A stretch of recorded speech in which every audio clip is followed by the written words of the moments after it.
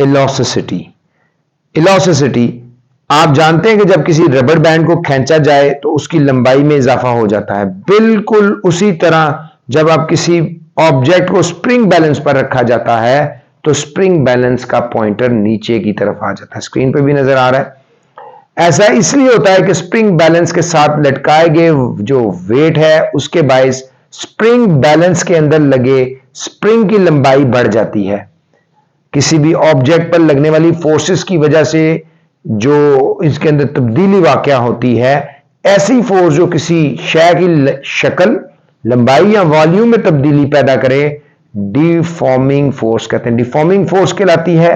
अक्सर सूरतों में अजसाम डिफॉर्मिंग फोर्स के हटाने से अपनी असल जिसामत यानी असल हुजम शक्ल में वापस लौट आते हैं। किसी भी ऑब्जेक्ट की ऐसी खासियत, ऐसा कैरेक्टरिस्टिक्स जिसमें वो डिफॉर्मिंग फोर्स के खत्म होने पर वापस अपनी असली शक्ल और जिसामत में लौट जाए, इलास्टिसिटी कहलाती है। स्प्रिंग की मिसाल है, आप इसको अपनी रोजमर्रा जिंदगी में देखते हैं। स्ट्रेस, स्ट्रेस का ताल्लुक ऐसी फोर्स से है जो जिस्म में बिगाड़ पैदा करते, किसी ऑब्जेक्ट में बिगाड़। इसको हम यूं डिफाइन कर सकते हैं, वो फोर्स जो किसी ऑब्जेक्ट के यूनिट एरिया पर अमल करके उसकी शक्ल में बिगाड़ पैदा करे, स्ट्रेस कहलाती है। स्ट्रेस का फार्मूला है force over area. System international में स्ट्रेस का यूनिट न्यूटन जो है स्क्वायर पर न्यूटन पर क्यूबिक पर स्क्वायर मीटर। सिस्टम इंटरनेशनल में स्ट्रेस का यूनिट है न्यूटन पर स्क्वायर मीटर। इसी तरह स्ट्रेन, स्ट्रेन की वजह से किसी जिस्म की लंबाई, वॉल्यूम या शक्ल में तब्दीली हो सकती है। स्ट्रेस की वजह से जिस्म की असल लंबाई, वॉल्यूम या शक्ल में तब्दीली की निस्बत को, रेशियो को स्ट्रेस कहते हैं, स्ट्रेन कहते हैं। अगर स्ट्रेन किसी जिस्म की लंबाई में तब्दीली पैदा करे तो ऐसी स्ट्रेन को टेंसाइल स्ट्रेन कहते हैं। शॉर्ट क्वेश्चंस में सवाल पूछा जाता है, एक दफा फिर इसको सुन लें। स्ट्रेस की वजह से किसी भी जिस्म की लंबाई, वॉल्यूम या शक्ल में तब्दीली हो सकती है। स्ट्रेस की वजह से जिस्म की असल लंबाई, वॉल्यूम या शक्ल में तब्दीली की निस्बत को, रेशो को स्ट्रेन कहते हैं। अगर स्ट्रेन किसी जिस्म की लंबाई में तब्दीली पैदा करे तो ऐसी स्ट्रेन को टेंसाइल स्ट्रेन कहते हैं। इसका formula tensile strain is equal to change in length over actual length. Strain का यूनिट नहीं होता क्योंकि ये दो एक जैसी मिकदारों के दरमियान निस्बत हो। जब भी किसी ऐसी जो वैल्यूज हैं उनके दरमियान रेशो मौजूद हो तो उनका कोई यूनिट नहीं होता।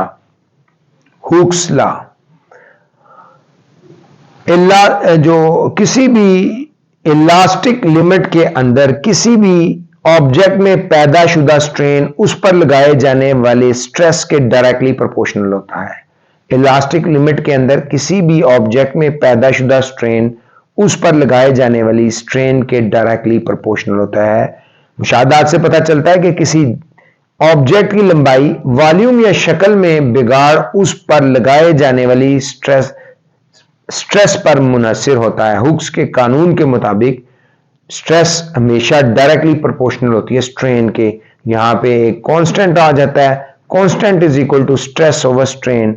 हुक का कानून एक मखसूस इलास्टिक लिमिट के अंदर मादे की तमाम अकसाम यानी सॉलिड, लिक्विड और गैसेस के अंदर बिगाड़ पैदा करने के लिए लागू होता है। इलास्टिक लिमिट से पता चलता है कि किसी ऑब्जेक्ट पर इख्तियातन कितनी स्ट्रेस लगाई जा सकती है कि उसकी लंबाई, वॉल्यूम या शक्ल में मुस्तकिल बिगाड़ पैदा ना हो। या आप इसको इस तरह समझ लें कि वो लिमिट जिसके अंदर किसी जिस्म पर से डिफॉर्मिंग फोर्स को हटाया जाए तो वो जिस्म अपनी असल लंबाई, वॉल्यूम या शक्ल में वापस लौट जाता है, उसको स्ट्रेस की लिमिट यानी इलास्टिक लिमिट कहते हैं।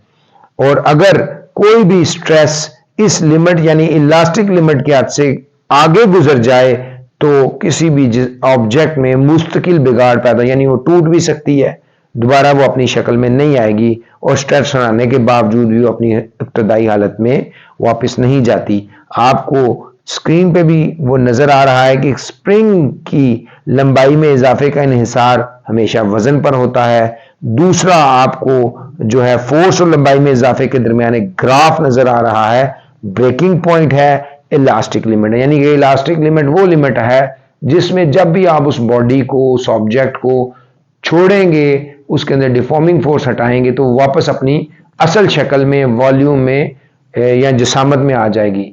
लेकिन अगर आप उस लिमिट को क्रॉस कर जाएंगे, उससे आगे निकल जाएंगे, तो वो उसके अंदर जो बिगाड़ पैदा होगा, तोड़ फोड़ पैदा होगी, वो वापस उसमें नहीं आएंगे। यंग मॉडुलस, हुक के कानून के मुताबिक ऑब्जेक्ट की इलास्टिक लिमिट के अंदर उस स्ट्रेस और टेंसाइल स्ट्रेन की निस्बत कांस्टेंट होगी। स्ट्रेस और टेंसाइल स्ट्रेन की इस निस्बत को यंग मॉडुलस कहते हैं।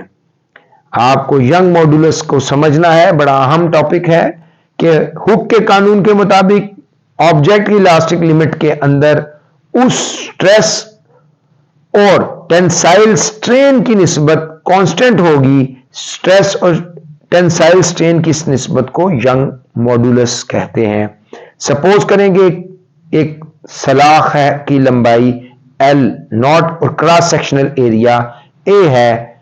सलाख को वजन W के बराबर एक एक्सटर्नल बैरूनी फोर्स F से खींचा जाता है और खींचने पर इसकी लंबाई L हो जाती है।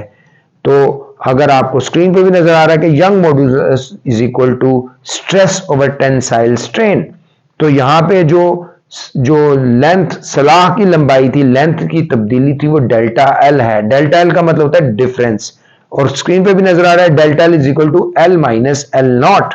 सो stress is equal to force over area, F over A है। तो tensile strain L minus L naught over L naught is equal to delta L over L naught आ जाएगी। तो Young modulus is stress over tensile strain, Y is equal to F over A। F हमारे पास L not है और जो A multiply by delta L है। तो हमारे पास जो यंग मॉडुलस की इक्वेशन बनेगी वो F L naught over A, capital A over delta L। System international में यंग मॉडुलस का जो यूनिट है न्यूटन, जो मीटर पर स्क्वायर है। और इसके अलावा दीगर जो मटेरियल्स हैं आपको स्क्रीन पे भी नजर आ रहे हैं, aluminium 70 multiply by 10⁹ newton metre per square है। हड्डी, पीतल, कॉपर, हीरा, शीशा, लोहा, सीसा, निकल, इसी तरह लकड़ी, वुड वगैरह का आपको यंग मॉडुलस नजर आ रहा है कि ये वो लिमिट है, जैसे ही आप इसको क्रॉस करेंगे तो वो चीज टूट फूट जाएगी। हम उम्मीद करते हैं इस तरह ये चैप्टर आपको क्लियर हो जाएगा। यंग मॉडुलस की जो एग्जांपल है 7.7, उसको भी आप देख लें। तो अजीज तलबा,